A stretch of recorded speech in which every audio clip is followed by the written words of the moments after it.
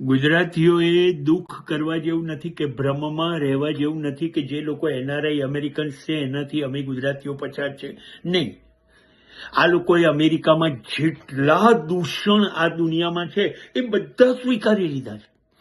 આટલા દૂષણ તો ગુજરાતમાં કે અમદાવાદમાં ક્યાંય આપણે લોકો સ્વીકારી શકીએ નહીં, વિચારી ના શકીએ એટલા આ લોકોએ સ્વીકારી લીધા છે.